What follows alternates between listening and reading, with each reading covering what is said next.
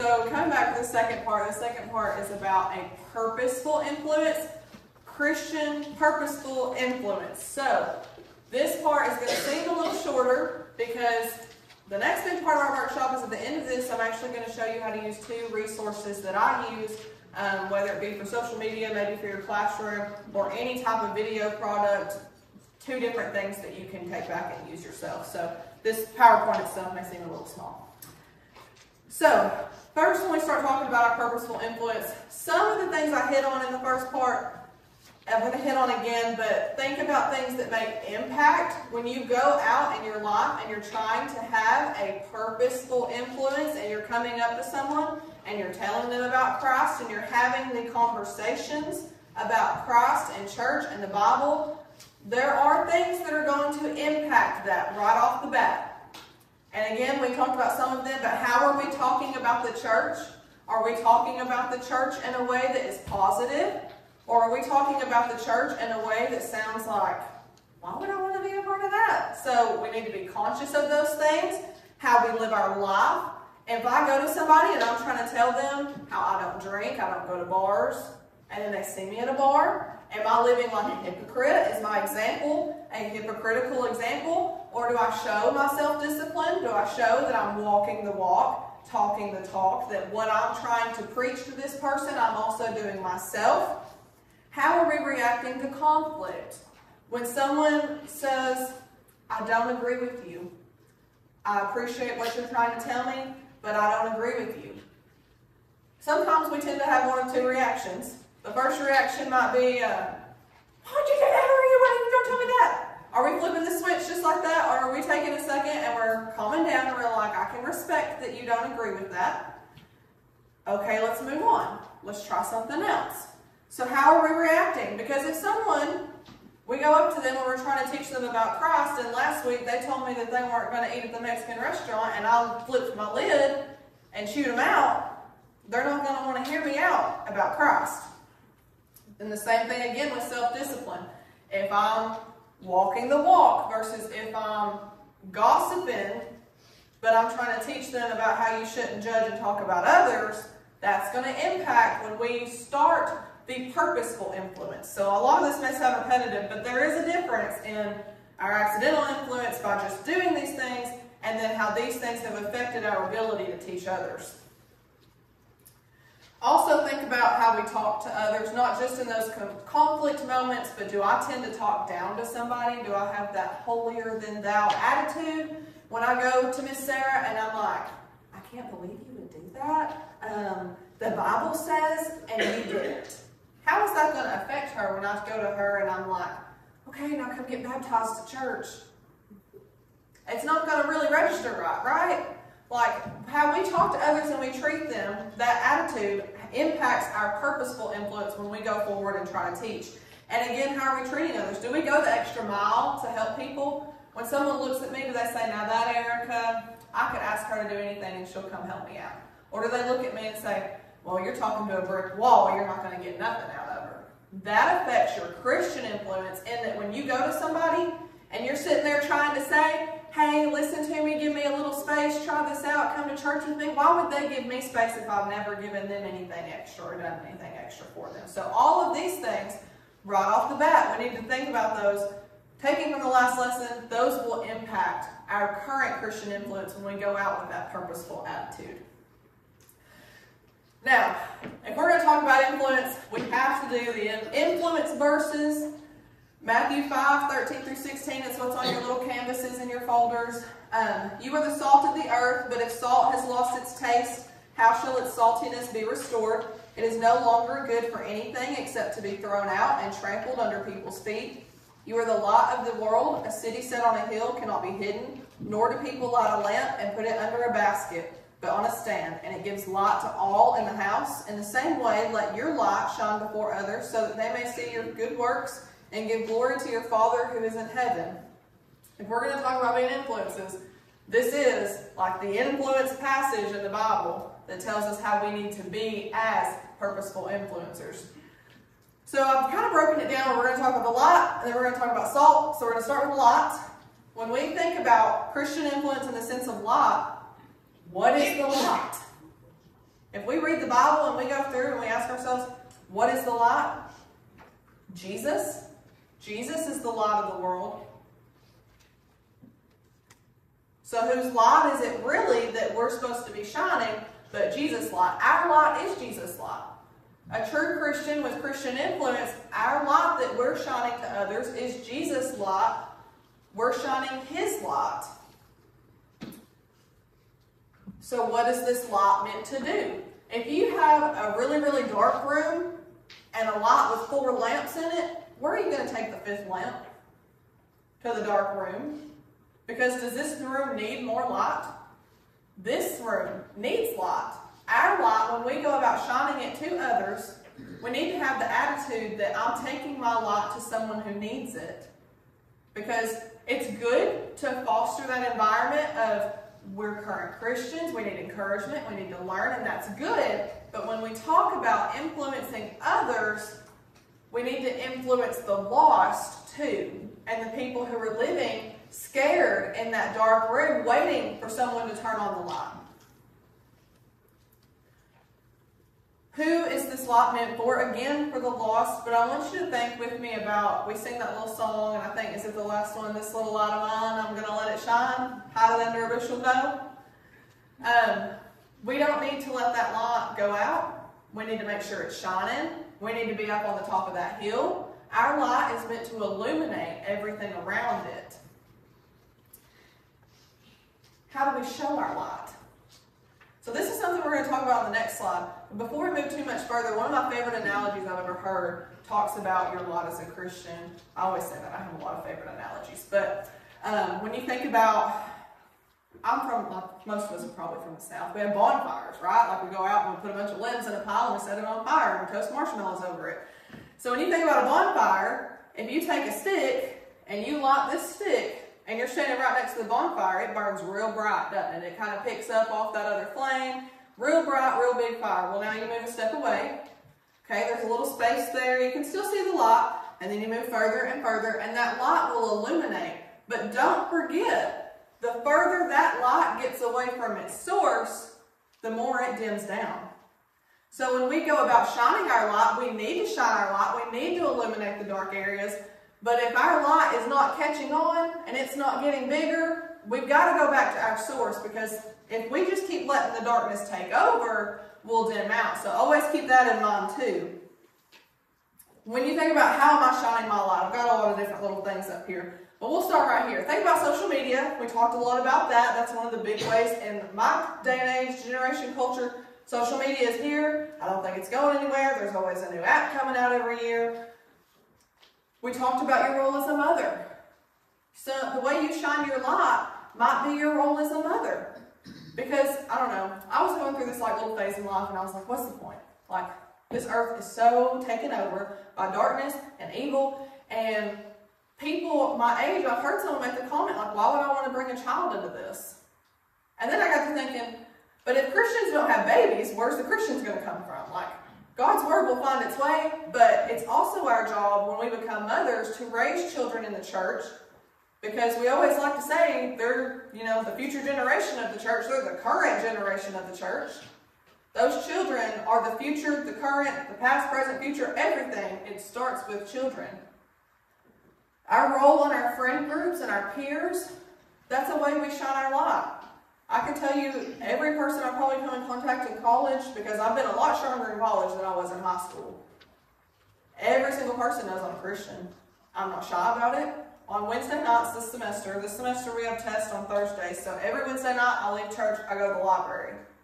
Now our library study room normally starts at 7. We don't get out of church till 7:30. You know what they know? They know Erica's not going to be there till 7:30 or 8.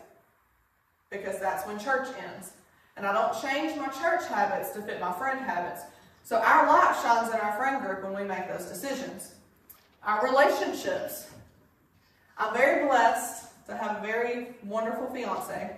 His mother and his grandmother are here, and they're very supportive of me, and I love them very dearly. It wasn't but like a year into our relationship. We've been together over 3 years now. We started dating in November of 2020, and we got engaged the Saturday after Thanksgiving this past year. We are completely different people than when we first got together.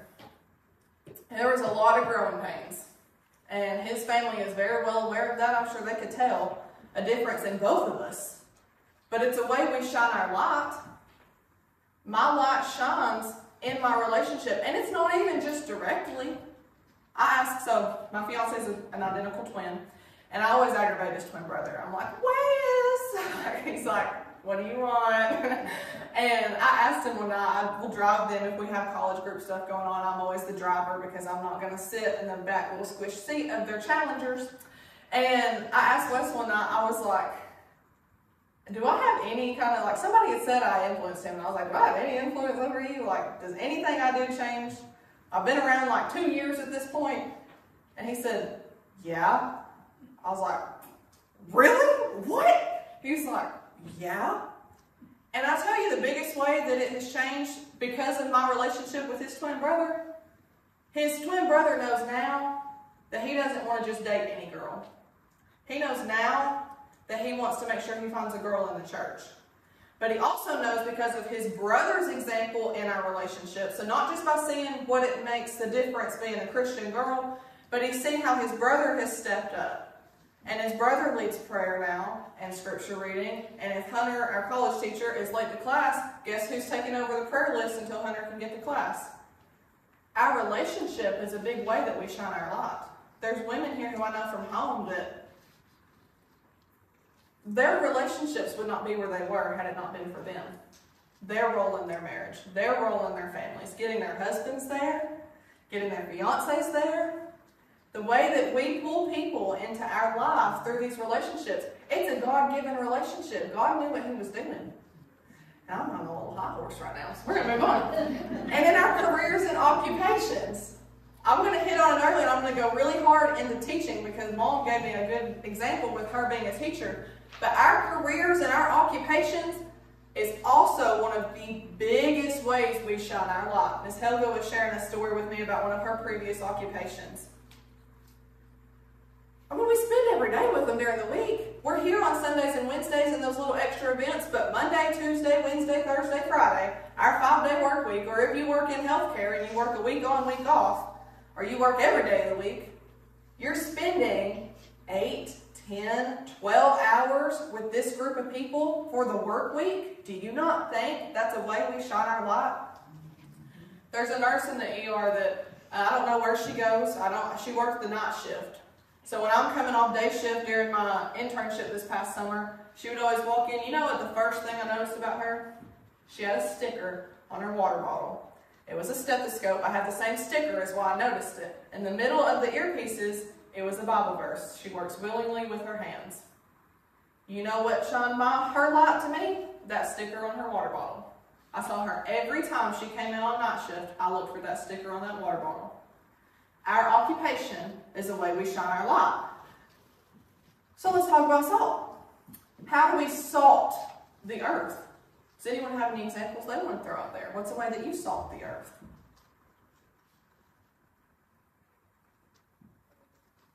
Everybody's ready for lunch. I think we can do that by reaching out to others, checking on them, sending cards, calling, texting, just to know that there's someone out there that is, they're not at church, so they're going through a hard time, that you're trying to keep up and check on them. Absolutely. That hits every single one of my points. Being there, being present, being a seasoning. By letting them know that you're there, you're being there. You're being in the world. We can't salt the earth if we're just sitting on our little salt pile with the rest of the salt and we just choose not to go in. And my mom is laughing at me. But when you feed cows, we give out salt blocks. And that salt ain't going to do nothing if it's just sitting in one pile. You're making them come to you. But if we're going to salt the earth, then we got to sprinkle ourselves everywhere. Sow our seed. And I'm so glad my dad's not here. So he told me, he said, you're going to sit there and think about me laughing at you. And I said, yes, I will. And I am right now. But we have to be the most prominent seasoning. One of the things I heard growing up in the church is when they talk about this passage, they talk about If you go to like Longhorn, I don't know how many meat eaters we got in here. I used to tell people growing up, I'm a carnivore. But when you go to like Longhorn, Outback, Logan's, Texas Roadhouse, and you're eating a steak, what's the first thing you notice on that steak? If it's got salt or not. If there ain't no salt on that steak, it's the first thing you notice. That's when you start saying, did you season this at all? Send it back to the kitchen if you're dad. If you're me and mom, we're like, it's fine, honey, just put it down. But it's the first thing you notice. You're the most prominent seasoning. You don't sit there and say, I want some garlic powder on my steak. You want salt on your steak. Being missed when you're not around. That goes back to that, they know when it's not there. If you take a sip of anything, one of the most shocking things to me is like when you take a sip of soup or something, you don't think about soup needing that much salt. But then you take a sip of soup and you're like, something's missing. It's always salt. It's almost always salt missing when you taste any type of food. You're in the kitchen, you're cooking something up, something's missing, add a little salt. We need to make an impact. And this is just hitting me. I'm really bad about like going off the fly, and mom gets upset with me because I can go off the fly.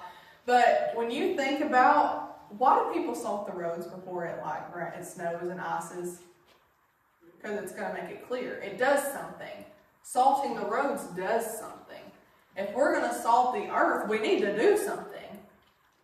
If you put salt in water, it almost disintegrates like that because it's doing something. It's flavoring something. So when we salt the earth, we need to be in it. We need to be prominent. We need to be missed.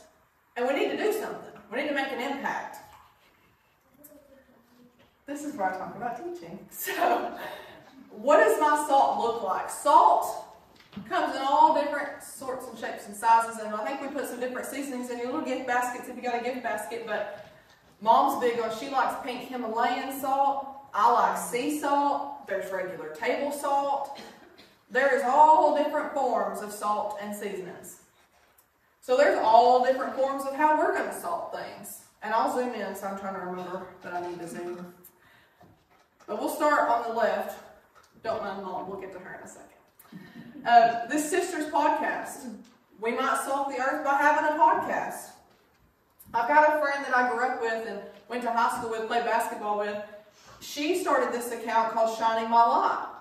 What she does is when she does her daily Bible study, she just takes a picture of it, puts her thoughts, and she posts it. That's the way she shines her light. She salts the earth. There's another lady from home. She does Daughters of the King. That's how she salts the earth. She puts her thoughts and devotions. It might be a daily Bible verse. There's several Facebook groups I'm in. I know Sister Johnny's in the Sisters Encouraging Sisters as a group. There's a Church of Christ Ladies' Day group. I started one for the podcast that's not just about the podcast. We send messages encouraging each other. Miss Helga reached out and posted in the group. You'll find different ways on social media that people will use to salt and to light the earth. But this is my mama. She's my favorite example of salting and lighting.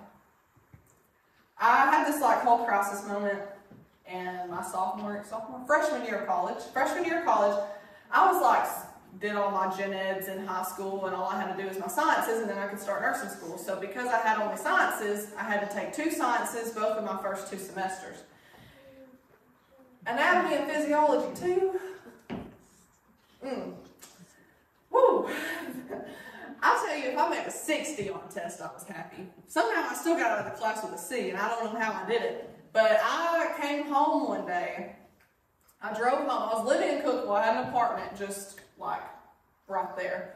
And I was living here, but I got a test grade back. I made a 50 something, or it was low 60s, high 50s, somewhere in there. And I called Mama, and I was like, I don't know what I'm doing. I drove home. I was my first year in college, I never came home. Probably made Mom and Dad mad. I might come home. If I was doing 1 time a month, I was doing good. I never came home. And I drove home in the middle of the week on a school night, and I sat down at the kitchen table, and I bawled. I'm not a crier. If anybody knows me, it's very rare you've ever seen me cry, unless you're my grandma or my mom, because that's my breakdown. So, for me to come home in the middle of the week and cry at the kitchen table and sit there and go, I don't know what I'm doing with my life. And I told Mama, I was like, why on earth am I doing this to myself just to get a nursing degree, just to take myself more time away from God. Because I was doing weekly Bible studies with Mr. John Blackwell's wife, Miss Sherry, and I told her, I was like, I'm so envious that you can do a Bible study every day. Like, her role as a caregiver for her husband, she gets that time to study in the Bible. And so I told Mom, I was like, what am I doing? Why am I crying myself at the kitchen table over a test grade when I could just quit school and just be a full-time Christian? And, of course, Dad, the dad that he is, he said, you got to make a living somehow.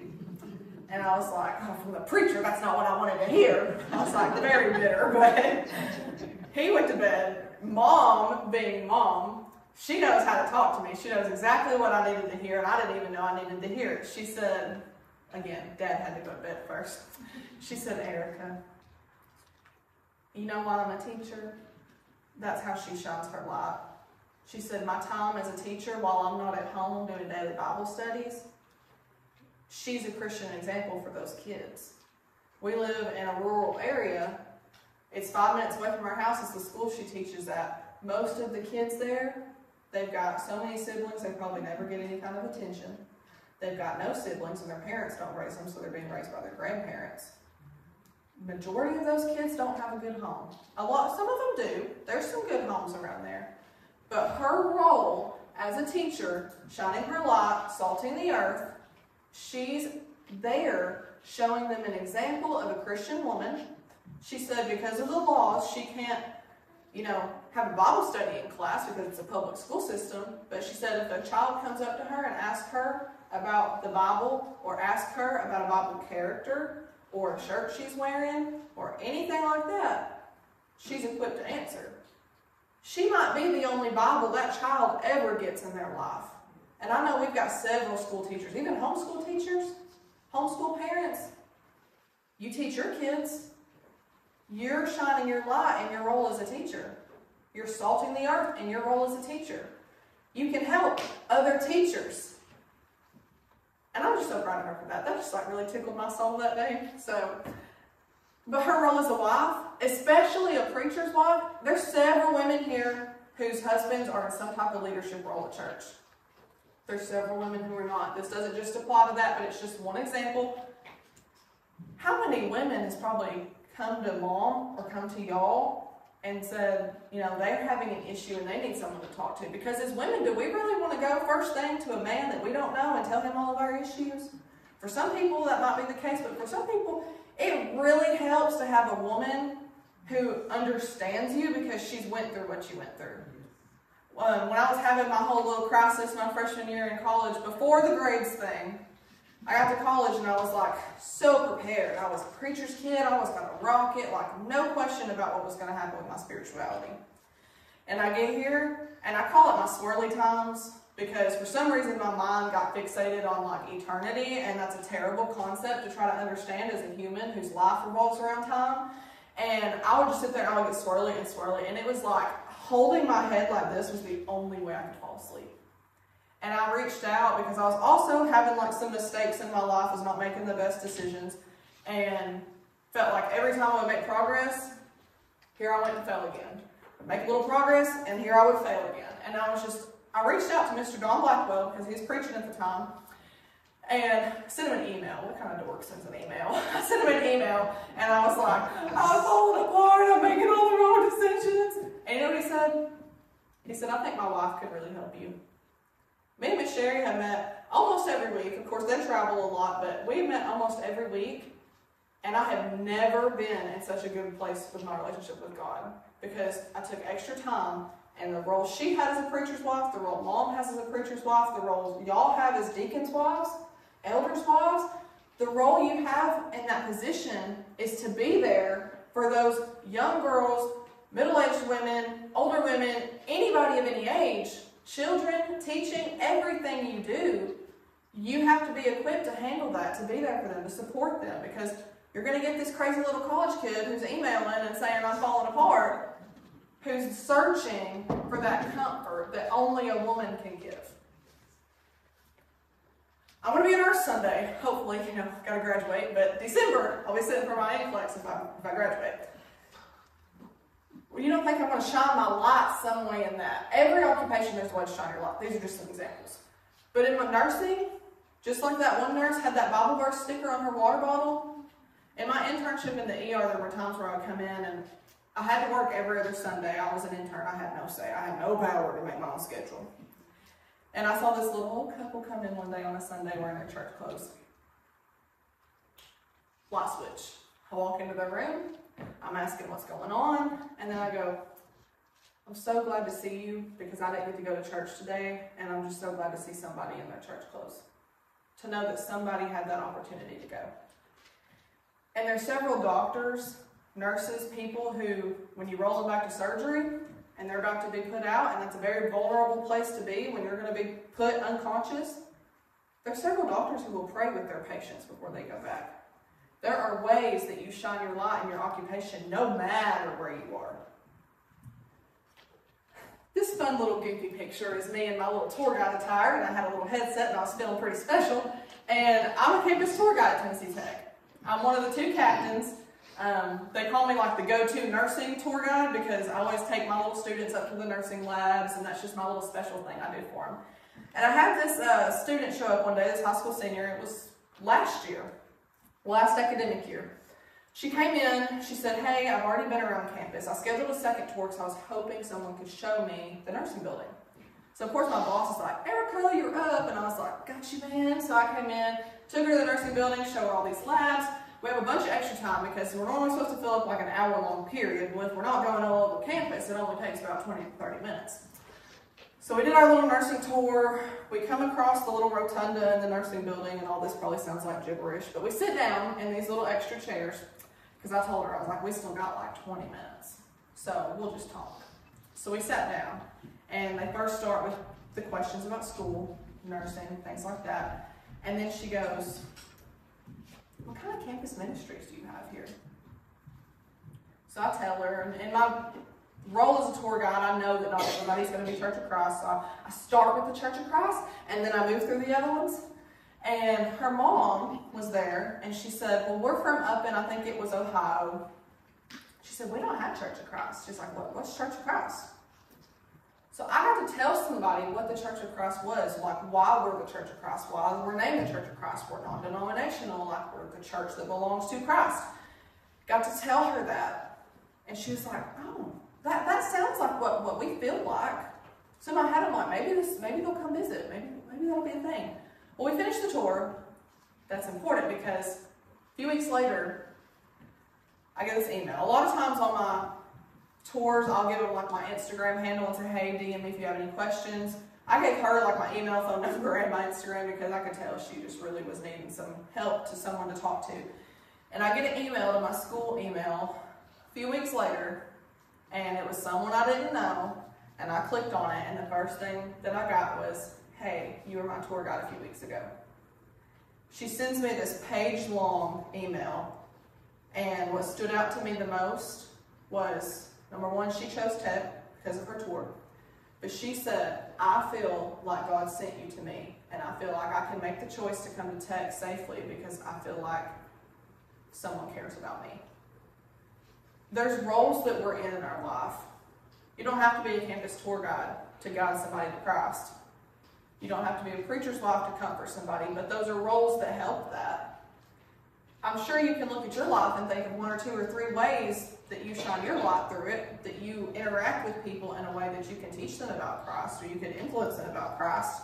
And then I just shared this picture. There's a ladies only section on the GBN app, and all of those women, that's how they spend their time salting and lighting the earth. There's several good resources, short dig-a-bits that Cindy Colley does. There's Digging Deep that Cindy Colley does. My podcast is on there. There's several lessons. There's a whole folder of women's role in church if you ever want to study that. I really enjoyed that. But this is the last slide of this PowerPoint, then I'll do my little quick demo. I think I went over a little bit. But influence is different than evangelism. Our influence does not mean that we're going out and we're converting someone to get baptized right off the bat. And I say this because I was going to try to show a video and then there was like ads on the side and I just didn't want to have any like inappropriate ads pop up beyond my control. But when I showed you my TikTok page, I mentioned that I did Sunday reflections. Every Sunday since like December, it was like right before I moved out of my apartment here and went back home. I started doing Sunday reflections, and I would make a video right after Sunday morning service, and I would just say, happy Sunday, this is what I learned at church, this is how I feel about it, and I would post it. Because in my head, like, I'm always just trying to figure out something more I can do for Christ. I encourage you to do that. It's a great exercise. You'll definitely be way busier than you think you are now. But I started doing those videos. I didn't think anything about it. I mean, like, you're not going to get famous preaching Christ. Christ told us that. Like, he was the first to be hated. So we're not going to go famous off of it or nothing. But it was just a way that I was doing something. And then I come back home, and I was at church at Salem Church of Christ with my family, and there's 4 little girls there in one family. The oldest one is in 4th grade. The next one's in kindergarten. And then the other 2 are not in school yet.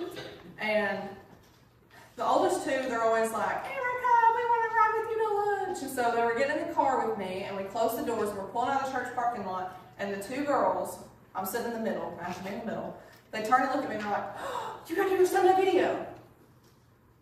I stopped in my tracks. Mom probably, I don't know if she could see my face in the back seat, but I was like, my Sunday video? And they were like, yeah, your Sunday video on TikTok, that one where you talk about church. And I was like, it stops you because you have no idea who's listening to you. I told their mom, I was like, I'm so proud of them for that. And she said, I heard them last night. They fall asleep watching your videos. Like, they'll watch your videos until they fall asleep.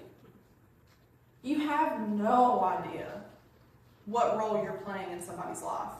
They go to church. I'm not out there trying to convert them to be baptized, but my influence in what I'm doing, whether purposeful or not purposeful, is impacting them. Mom's role as a teacher is impacting those students.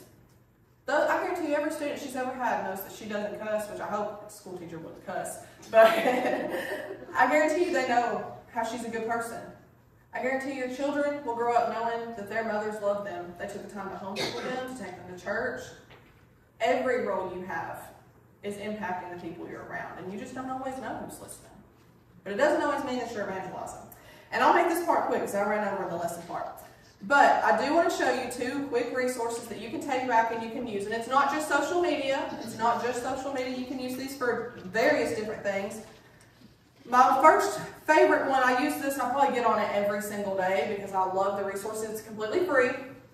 This is Canva, C-A-N-V-A, Canva. The original version it's free. There's a pro version with more features, but the free is just fine. You can do anything on here. If you click this little templates button, it breaks it down. I'll zoom in.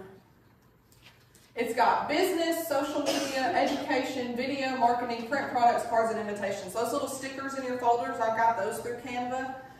All of the papers in your folders I designed on Canva.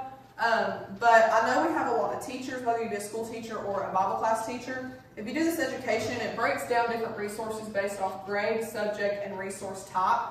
Now, this obviously is not going to have a lot of like Christian material in it, but if you want to use like a format and plug your own stuff into it, it does have education resources there for you. I use mostly the social media, but I do want to show you kind of what that looks like when you go to use it. So like, say for instance, if I'm doing an Instagram post, it'll format the size and everything you need, so you don't have to worry about that. They have little samples. You could choose like this little notification look, little check off. But even if you just went to blank, you can search different designs based on what you're wanting. If you wanted a Q&A, you could search question and it'll give you a format. Or you can do elements. You can see where we've got our little Ladies' Day thing. I've used that graphic. So you can just search different things of what you're looking for. You click on it, it pops up on there. You can resize it however you want it. You can drag it. You can set it to be the background. You can add text to anything. You can upload your own photos. And then one of my favorite features, say you're having a Ladies' Day, or you're having any kind of function at church where you need registration, or you want them to have info. You can copy and paste a website. It'll make a QR code for you. I know that's like a big thing now, is people love to do QR codes. If you want to put a flyer up at a school or a flyer up at church, all you have to do is put the website in there, and it makes the QR code for you. So I did want to share that. When you get done, all you have to do is click share and download, and it'll save straight to your device. But you can do that for various different things. Again, they have the educational resources. The other thing I want to show you is CapCut. any type of video resource you're wanting to make. It does not have to be a podcast. It could be something you only want audio for. It could be that you want to make a video for a Bible class or a school class, whatever kind of resource you're wanting to do. CapCut is great for that. It's free. I've never even bought the pro version on here because everything I need is on the free version. But if you click New Project, it opens up like this. It looks very scary. When I opened it, I just clicked random buttons till I figured it out.